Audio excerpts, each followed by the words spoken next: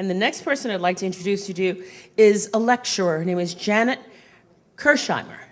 She's a teaching fellow at Kalal, the National Jewish Center for Learning and Leadership. And she will give a mini presentation right now. Please give her a warm round of applause. To close with, I'm just going to read 3 poems from a book that I wrote, which is called How to Spot One of Us. And it's a collection of poems about the Holocaust. Both my parents are Holocaust survivors. And what I just want to tell you is that among the many ways that we can remember the Holocaust and also slavery, Judaism has a couple of ways. And one is about the telling. We tell stories. We tell our stories. And this first poem is called How I Knew and When, and these are stories and snippets of stories that I heard while growing up. How I Knew and When. Age 8, my father hangs upside down on a pipe that was part of a fence that separated our street from the next. All of his change falls from his pockets. He looks so young. Age 15, there were 104 girls in the Israelitisch Mädches Weeshuis orphanage in Amsterdam. 4 survived, my mother says. I remember Juffrouw Frank, the head mistress. She made us drink cod liver oil each morning.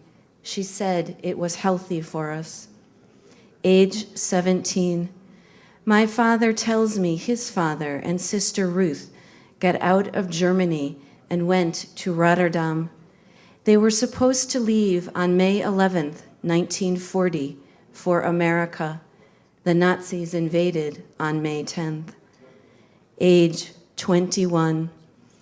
My mother tells me Tante Amalia told her that on the Queen Elizabeth to America in 1947, after she and Uncle David were released from an internment camp on the Isle of Man, she was so hungry she ate 12 rolls every day at breakfast.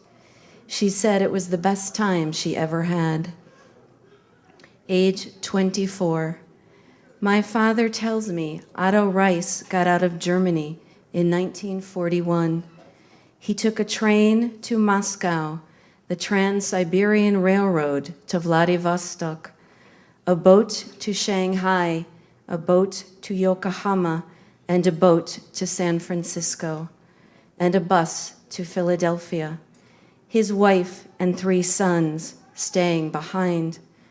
Carola Stein signed affidavits for them, but the government said she didn't make enough money. Age 31.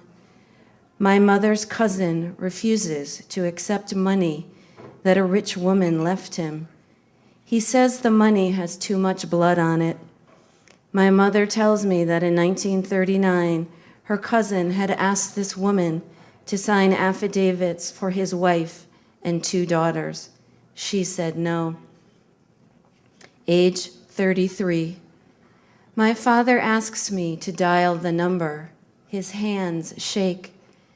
He asks my cousin Judy if she wants to send her 3 children out of Israel during the Gulf War. She says she can't let them go. Age 42.